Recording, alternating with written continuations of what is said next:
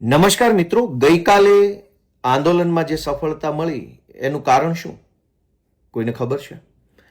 હું મારું મંતવ્ય રજૂ કરવા માંગુ છું કે આપણા દેશના યુવાનોએ જ્યારે આંદોલનની શરૂઆત કરી કોકરોચ જનતા પાર્ટીના માધ્યમથી, અભિજીત દીપકે અને અન્ય સાથી મિત્રો બધાએ ભેગા મળી અને એક નાનકડી એવી સિમ્પલ માંગણી કરી કે આ દર વર્ષે દરેક રાજ્યોમાં અનેક પ્રકારના પેપર લીક થાય છે, હજારો યુવાનોનું ભવિષ્ય બરબાદ થાય છે, માતા પિતાઓ દુઃખી થાય છે, આઘાતમાં આવીને છોકરાઓ આત્મહત્યા કરે છે, આટલી ઘટના વારંવાર બને છે, તો કોક તો એનો જવાબદાર હોવો જોઈએ. કોઈ એક વ્યક્તિ અથવા કોઈ સિસ્ટમનો માણસ તો એનો જવાબદાર હોવો જોઈએ, અને એ જવાબદાર છે દેશના શિક્ષણ મંત્રી.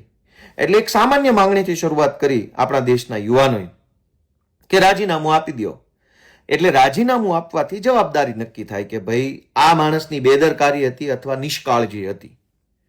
હવે દેશભરના યુવાનો ભેગા થયા અને આ સિમ્પલ માંગણી કે ભાઈ જવાબદારી નક્કી થવી જોઈએ. અને જવાબદારી સરકારમાં ક્યાં, જવાબદારી તો બધી જ નક્કી થતી જ હોય છે રોજે રોજના જીવનમાં, પ્રાઇવેટ નોકરીઓમાં, કુટુંબમાં, પરિવારમાં, જ્ઞાતિમાં, સંસ્થાઓમાં, બધી જ જવાબદારીઓ નક્કી થતી જ હોય છે કે કોઈ ઘટના બની છે તો એનો જવાબદાર કોણ. દેશના બાળકોએ જ્યારે જવાબદારી નક્કી કરવા માટેની માંગણી મૂકી તો દેશની સરકારવાળી પાર્ટીના નેતાઓએ અને દેશના પત્રકારોએ, ટીવીમાં બેઠેલા બધા પત્રકારોએ બધાએ ભેગા મળીને આપણા જ દેશના બાળકોને એટલી બધા ખરાબ ચિતરવાની કોશિશ કરી કે એની કોઈ હદ નહોતી. શરૂઆતમાં એમ કહેવામાં આવ્યું કે આ ચાઇનાના એજન્ટો છે, પછી એમ કીધું કે આને વિદેશથી ફંડિંગ આવે છે, પછી એમ કીધું કે આ દેશના ભાગલા પાડવા આવ્યા છે, આ દેશ વિરોધી તત્વો છે, આ લોકો સનાતન ધર્મ વિરોધી કામ કરી રહ્યા છે, આ લોકો વિદ્યાર્થીઓ માટે નહીં પણ સરકાર પાડી દેવા માટે થઈને કામ કરે છે. એટલા બધા વિકૃત પ્રકારના આરોપો દેશના યુવાનો પર કરવામાં આવ્યા. અને જેમ જેમ દેશના યુવાનો પોતાની માંગણી મજબૂત કરતા ગયા એમ એમ ટીવીમાં રહેલા પત્રકારો અને ભાજપના નેતાઓ અને દેશની સરકારે એટલી હદે ખરાબ ચિતરવાની કોશિશ કરી. પણ દેશના યુવાનો પાસે સૌથી મોટું હથિયાર કયું હતું સરકાર સામે લડવા? સૌથી મોટું હથિયાર હતું એમની વિવેક બુદ્ધિથી વિચારવાની ક્ષમતા, અંગ્રેજીમાં રેશનલ થોટ પ્રોસેસ, ગુજરાતી હજુ થોડુંક સરળ કરીએ તો તર્ક શક્તિ. દેશના યુવાનોએ સતત સરકારના એજન્ડાનો, પત્રકારોના બધા વાહિયાત આક્ષેપોનો જવાબ તર્કથી આપ્યો. તર્ક શક્તિથી મોટી શક્તિ હોય શું શકે? દેશના છેલ્લા 10 વર્ષમાં ભાજપની સરકારે લોકો તર્કબદ્ધ રીતે વિચારતા બંધ થઈ જાય એવા પ્રકારના બધા જ ષડયંત્રો કર્યા. રોજ છાપું ખોલો, ઘટના કોઈ પણ બને, પેપર લીકની, ખૂનની, બળાત્કારની, ડ્રગ્સની, વિરોધ પક્ષની, કોઈ ખેડૂતોની, કશું જ બને, બધાની અંદર ભારત પાકિસ્તાન હિન્દુ મુસલમાન, ભારત પાકિસ્તાન હિન્દુ મુસલમાન. કોઈ તર્ક જ નહીં વાતનો કે તમે જે બોલો છો એને તમે તર્કબદ્ધ રીતે સમજાવી શકશો, જો અને તો સાથે, દલીલો સાથે, આવી કોઈ વાત નહીં. પણ દેશના યુવાનોએ પત્રકારોના બધા એજન્ડાનો જવાબ તર્કથી આપ્યો. અને જ્યાં તર્ક આવે ત્યાં જૂઠ, પ્રપંચ કે ભ્રમ જાજો સમય ટકી ન શકે. કેમ કે તર્કનો જવાબ તર્કથી મળે તો જ સામેવાળા માણસને સંતોષ થાય. આપણા દેશના યુવાનોએ આ પોતાની માંગણી કેટલી હદે વ્યાજબી છે એ સાબિત કરવા માટે સતત તર્કનો ઉપયોગ કર્યો. શરૂઆતમાં પત્રકારોએ કહેવાતા કુબુદ્ધિજીવીઓ અલગ અલગ રાજ્યોના એમ કહેતા હતા કે શિક્ષણ મંત્રી રાજીનામું આપી દેશે તો એનાથી થોડો કઈ સમસ્યા સોલ્વ થઈ જશે. તો એ વાતનો જવાબ પણ તર્કથી આપ્યો. ત્યારબાદ સરકારે વિદ્યાર્થીઓને છેતરવા માટે એવું કીધું કે અમે ફાસ્ટ ટ્રેક કોર્ટ બનાવશું. તો વિદ્યાર્થીઓએ પાછો એનો જવાબ તર્કથી આપ્યો કે અદાલતો તો આ દેશમાં એમય પહેલાથી ઘણી બધી બનેલી છે, ફાસ્ટ ટ્રેક કોર્ટો. પણ જવાબદારી કોની એ કયો? જો જવાબદારી જ કોઈની ન હોય તો કોર્ટે શું કરી લેશે? ત્યારબાદ સરકાર નવો એજન્ડા લઈને આવી કે અમે કાયદો કડક કરીશું. વળી વિદ્યાર્થીઓએ જવાબ તર્ક અને વિવેક બુદ્ધિથી આપ્યો કે કાયદા તો જે ઘણા બીજા કાયદા એ કડક છે, પણ તમારી પોલીસ કે તમારી સંસ્થાના ચેરમેનો કે તમારા શિક્ષણ મંત્રીની કોઈ જવાબદારી જ ન હોય તો કડક કાયદો અને ફાસ્ટ ટ્રેક કોર્ટ બંને ભેગા મળીને શું કરી લેશે? ત્યારબાદ સરકારે પાછી નવી લોલીપોપ આપી કે કેન્દ્રના શિક્ષણ સચિવનું બદલી કરી નાખી, શિક્ષણ સચિવની. વળી યુવાનોએ તર્ક અને વિવેક બુદ્ધિથી જવાબ આપ્યો કે એમ નો હાલે. મત અમે શિક્ષણ મંત્રીને, દેશની સરકારને આપ્યા છે, શિક્ષણ સચિવને નહીં. એટલે નિર્ણયો કોઈ સારા લેવાના છે તો તમે શિક્ષણ મંત્રીની વાહવા કરો છો, અને પેપર લીક થાય તો શિક્ષણ સચિવ? એમ ન હોય. આ તર્કનો જવાબ સરકાર ન આપી શકી. એટલે છેલ્લે આ તર્કબદ્ધ જુવાનિયાઓની સામે લોજિકલી વિચારતા, રેશનલી વિચારતા, વિવેક બુદ્ધિથી કામ કરતા જુવાનિયાઓ સામે હિન્દુ મુસલમાનની દુકાન ખોલનારા બધા જે અંગૂઠા છાપ જે વૃદ્ધ નેતાઓ છે એને ઝૂકવું પડ્યું. બીજો સંદેશ કે જુવાનિયાઓએ પોતાની અને સોશિયલ મીડિયાની શક્તિ ઉપર વિશ્વાસ રાખ્યો. ટીવીના પત્રકારોએ તો આંદોલનને બદનામ કરવામાં કોઈ હદ બાકી નહોતી રાખી. વિદેશથી પૈસા આવે છે. હવે વિદેશથી શું પૈસા આવે? કેવી રીતે પૈસા આવે? સરકાર ભારતમાં ભાજપની છે. ફોરેનમાંથી એક વિમાન આવે, એક હેલિકોપ્ટર આવે, એક માણસ આવે તો દેશના એરપોર્ટ ઉપર થઈને આવે. કોઈ પણ પ્રકારના પૈસા આવે તો કઈ રોકડા રૂપિયાના થેલા વિદેશમાંથી નથી આવવાના. બેન્કિંગ ટ્રાન્ઝેક્શનથી આવતા હોય કે કોઈ પણ રીતે આવતા હોય. સરકાર જાણી શકે છે કોને ક્યાંથી આવે છે. ટીવીના પત્રકારોએ આપણા જ દેશના બાળકો ઉપર આરોપ લગાવવામાં, એને ગુસ્સે કરવામાં, એને અપમાનિત કરવામાં, એને ખોટા ચિતરવામાં કોઈ લિમિટ બાકી નથી રાખી. કોઈ લિમિટ એવું કોઈ એવી બાકી નથી રાખ્યું કે જેનાથી છોકરાઓને અપમાનિત ન કર્યા હોય. પણ અંતે છોકરાઓની પોતાની શક્તિનો વિજય થયો.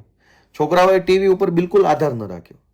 ગુજરાતમાં પણ આ શીખવા જેવું છે કે આપણી વાત તર્કબદ્ધ હોવી જોઈએ. હિન્દુ, મુસલમાન, ભારત, પાકિસ્તાન, પટેલ, ગણબી, કોળી, દલિત, ભરવાડ એમ નહીં.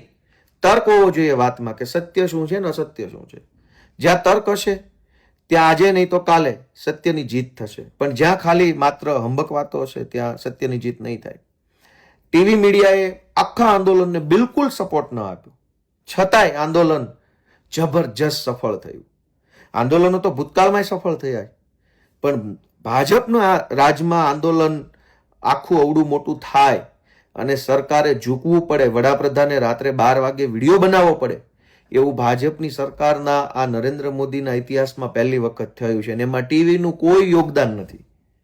એટલે હવે દરેક વ્યક્તિએ નોંધ લેવી જોઈએ કે આપણી લડાઈ આપણે જાતે લડવાની છે. ટીવી હંમેશા સરકારની તરફેણમાં છે. પત્રકારો હંમેશા સરકારની ભાષા બોલશે કે આ લોકો દેશ વિરોધી છે, આમ છે, તેમ છે. સૌથી મોટી તાકાત છે સોશિયલ મીડિયા. અને એટલે આ સોશિયલ મીડિયાએ દેશને જાગૃત કર્યો, દેશને વિચારતો કર્યો.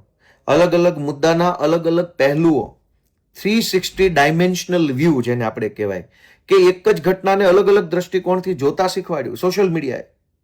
નહીતર તો શું થાય કે ગોપાલભાઈનો હાથ આમ ઊંચો છે એટલે ટીવીના પત્રકારો બધા ગોપાલભાઈએ મારવા હાથ ઊંચો કર્યો.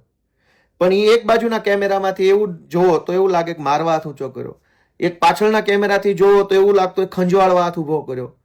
જમણી સાઈડના કેમેરાથી જોવો તો એવું લાગતું હોય કે એ તો પોતાનો બચાવ કરવા માટે હાથ ઊંચો કર્યો છે. ડાબી સાઈડના કેમેરામાંથી જોવો તો ખરેખર ખબર પડે કે હાથ શું કામ ઊંચો કર્યો, કોઈને ઈશારો કરવા ઊંચો કર્યો છે. તો એક જ વ્યક્તિએ હાથ ઊંચો કર્યો, એને ચારેય અલગ અલગ દિશાના કેમેરાથી જોવો તો ખબર પડે કે આમાં સાચો કોણ ને ખોટો કોણ. અત્યાર સુધી ભાજપ ક્રોપ કરેલા વિડીયો, ક્રોપ કરેલા ઓડિયો, ક્રોપ કરેલી નાની નાની ક્લિપો બતાવી લોકોને ઉશ્કેરતા હતા. પણ આ જનરેશન ઝેડના જેનજી લોકોએ એક જ ઘટનાના ચારેય બાજુના વિડીયો દેશને બતાવ્યા કે આમાં સાચો કોણ ને ખોટો કોણ. જ્યારે છોકરાઓને લાઠીચાર્જ થયો ત્યારે એક જ ઘટનાના અલગ અલગ સાઈડના વિડીયો આવ્યા, દેશે જોયા, બધાને ખબર પડી કે સોશિયલ મીડિયાના માધ્યમથી કે આમાં પોલીસે કેટલો અત્યાચાર કર્યો, આરએફએ કેટલો અત્યાચાર કર્યો, દિલ્હી પોલીસે કેટલો માર માર્યો. ટીવી જો હોત તો ટીવી એક જ બાજુનો વિડીયો બતાવી અને દેશને એવું બતાવવાની કોશિશ કરે કે આ વિદ્યાર્થીઓ નથી, આ બધા તો હિંસક વ્યક્તિઓ છે. પણ હકીકતમાં દેશના બાળકો છે. એટલે આખા આંદોલનમાં મોરલ ઓફ ધ સ્ટોરી, આખા આંદોલનનો સાર માત્ર 3 વાતો ઉપર છે એવું મારું માનવું છે. એક કે બોલો, બોલવાથી ડરો નહીં. બોલશો જ નહીં તો કોઈ પ્રશ્નનો ક્યારેય કોઈ રસ્તો નીકળવાનો નથી. આપણા ગુજરાતમાં હજારો લોકો બોલતા પહેલા વિચારે છે 10 વખત ને ડરે છે કે હું બોલીશ તો. ભાઈ નહીં બોલે એ મરી ગયા છે, અને બોલે છે એ કંઈક પામે છે.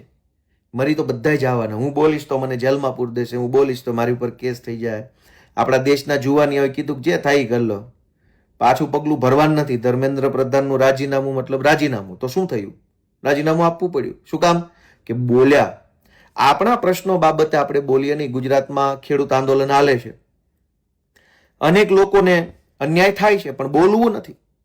તો પહેલો આંદોલનનો સબક છે કે બોલો. બોલવામાં કોઈના બાપની શેર શરમ રાખવી નહીં. શુદ્ધ ગુજરાતી થઈને શું થઈ જશે? અત્યારે જે જીવન જીવીએ છે, જેમાં પેપર લીક છે, ચોમાસામાં પાણીઓ ભરાઈ જાય છે, ખેડૂતો દુઃખી છે, યુનિવર્સિટીઓ કોલેજોની અંદર દાદાગીરીઓ છે સરકારી તંત્રની, પ્રાઇવેટ સ્કૂલો ખંડણી ઉઘરાવતી હોય એમ ફી ઉઘરાવે છે, પોલીસ FIR લખતી નથી.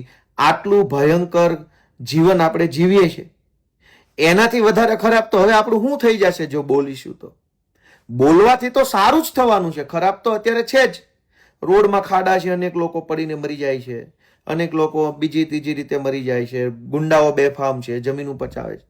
જીવનમાં બધું જ ખરાબ છે. બોલવાથી ખરાબ નહીં થાય, બોલવાથી માત્ર સારું થશે. એટલે પહેલી વાત છે કે બોલો. બોલશો નહીં તો કોઈ રસ્તો નથી. બીજી વાત કે સોશિયલ મીડિયાનો ભરપૂર ઉપયોગ કરો.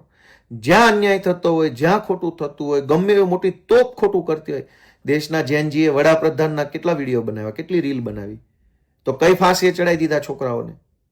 હમણાં સુધી લોકો વડાપ્રધાનનું મીમ બનાવતા પહેલા 100 વખત વિચારતા હતા. જે બધા કહેવાતા મોટા મોટા કુબુદ્ધિજીવીઓ અને મોટા મોટા પથ્થરકારો જે છે, એ તો હંમેશા વિચારતા હતા કે મોદીનું નામ ન લેવાય.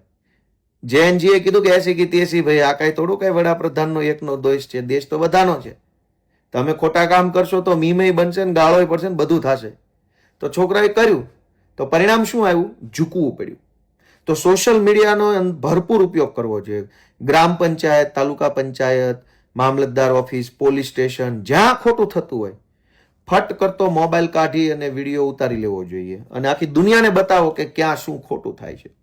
લોકોની નજરમાં આવશે તો તરત એનું પરિણામ આવશે. અને પથ્થરકારો તો ક્યારેય આપણી વેદના બતાવવાના નથી. પથ્થરકારો તો એજન્ડા જ ચલાવવાના છે. ગઈકાલે ગુજરાતના બધા જ પથ્થરકારોએ ટીવીમાં બેસીને ભાજપનો એજન્ડા ચલાવ્યો. એક નકલી બનાવટી ડીપ ફેકથી બનાવેલી AI ઓડિયો ક્લિપ. અમે આને પુષ્ટિ નથી કરતા. ભાઈ તમે નથી પુષ્ટિ કરતા તો શું કામ ગામને રોડે ચડાવો છો? કાલે સવારે અમે તમારો AI થી વિડીયો બનાવી દઈએ અભદ્ર, તો ચલાવશો પુષ્ટિ કર્યા વગર એમના કે અમે પુષ્ટિ નથી કરતા પણ અમારા એક પથ્થરકાર છે એ આવી રીતે ભાજપ પાસેથી પૈસા લેતા પકડાઈ ગયા. એટલે આવા આપણે બોલો, સોશિયલ મીડિયાનો ઉપયોગ કરો અને વધુને વધુ તર્કબદ્ધ બોલવાની, તર્કબદ્ધ વિચારવાની કોશિશ કરો. જ્યાં તર્ક હશે ત્યાં અન્યાય નહીં હોય. જ્યાં તર્ક હશે ત્યાં તાનાશાહી નહીં થઈ શકે. જ્યાં તર્ક હશે ત્યાં અસત્ય નહીં ચાલે. તર્કનો દુનિયામાં કોઈ તોડ નથી. તર્કબદ્ધ રીતે વિચારો, તર્કબદ્ધ બોલો, હિંમતથી બોલો અને સોશિયલ મીડિયાનો ભરપૂર ઉપયોગ કરી અને જ્યાં કંઈ ખોટું થાય છે ખુલ્લું પાડો. એવી શુભેચ્છા સાથે આપ સૌનો ખૂબ ખૂબ આભાર.